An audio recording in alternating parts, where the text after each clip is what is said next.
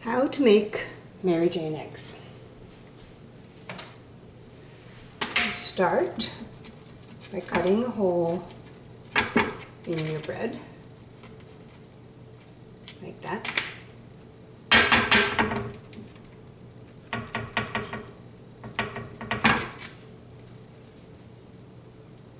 And set it aside.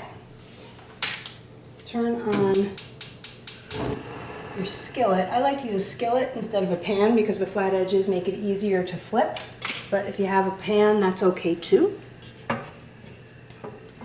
You want to get it pretty hot.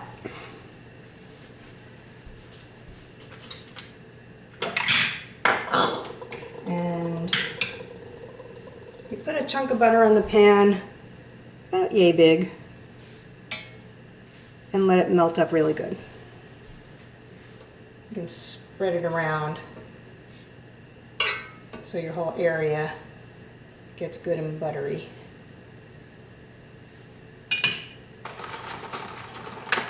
I'm making 2, so of course I will use 2 eggs.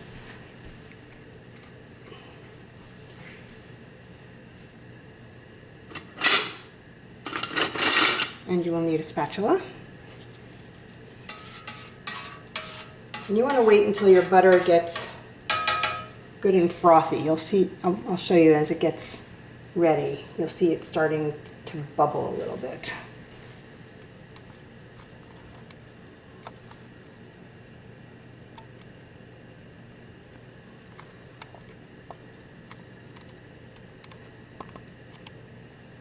Okay. And when it's good and bubbly,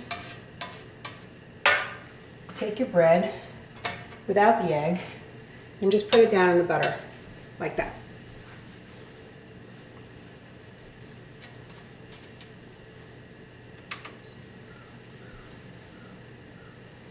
And you just kind of let it sit there for a minute. It's soaking up the butter and it's starting to brown a little bit on that one side. You might even be able to hear the sizzling. I know I can hear it.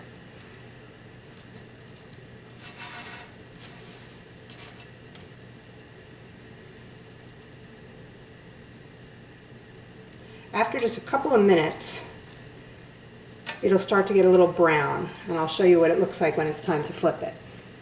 The trick to Mary Jane eggs truly is a lot of butter because it keeps them from sticking to the surface and it makes them really browned and yummy. So this, when I flip it back over, this is the side that's going to be covered by the egg. So what we're doing here is just browning it a little bit. Not quite enough yet. This will be in real time, so you'll get a sense. No time lapse here. And if you see the butter on your pan starting to get absorbed, you add a little more. Sometimes I'll put a little sliver between the 2 slices. I'll put a little piece in each hole. You can hear it sizzling.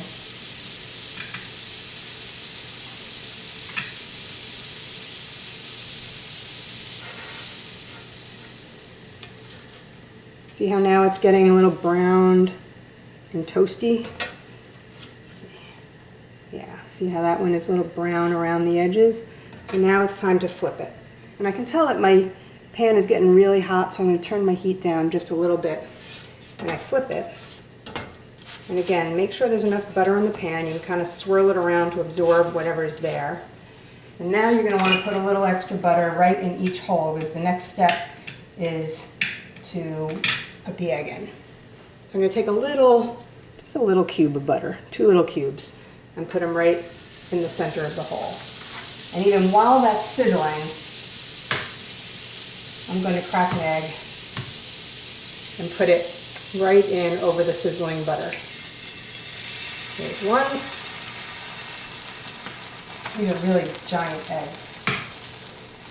So there's going to be a lot of run over. And here's 2. I've got small bread and big eggs. And you just let it sit.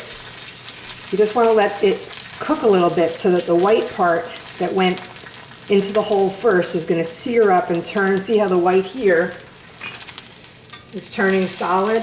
That's what you're waiting for underneath the egg too, so that protects the yolk. If you got 2 together like I have and they're kind of running together, you have to kind of split them apart a little bit when it's time to flip it. So you're just letting that white part cook up. So I let that go for a minute, and at the same time, the other side of the bread is browning like you did the first side of the bread. So how long you left it on the first side is kind of a good indicator of how long you want to leave it on the second side. Maybe a little bit longer because it's got the egg white to cook. And you can kind of take a peek at the corners and see how brown it's getting. And if it's getting really brown, then you want to flip it. I think that these are probably just about ready to flip, but they're really big eggs and they're blending together, so it's going to be a little bit messy. Let's see if I can separate them here.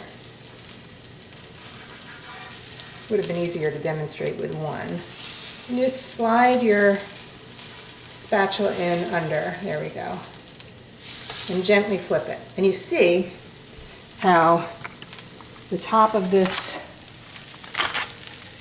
egg now is a little white that's browned, protecting the yolk. I'm going to do the same thing to the other side.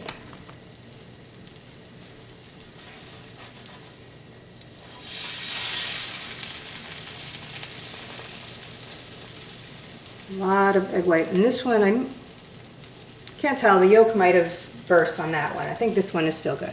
And then you just let it sit there, because now you're letting the rest of the egg cook. I got a lot of extra egg whites here.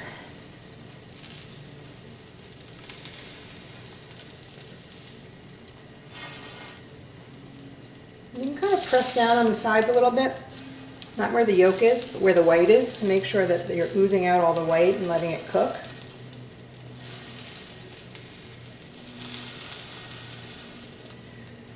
I usually don't need to add more butter at this point. You're really just letting the egg cook, and you want to kind of leave it undisturbed, and that way you protect your yolk as much as possible.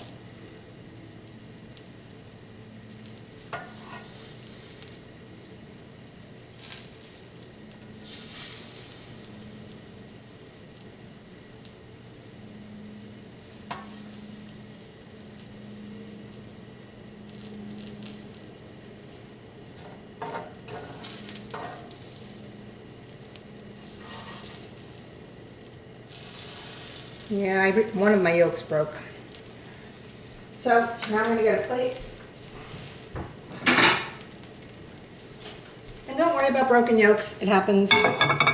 Usually when I make two, one of them breaks. I'm happy if I have one that doesn't. But I'm going to pull this one off before it uses any more, because once the yolk breaks, it cooks up really quickly. This one, I think they're both ready. So I'm going to turn the heat off. Put them onto my plate. Whoops, or onto the stove.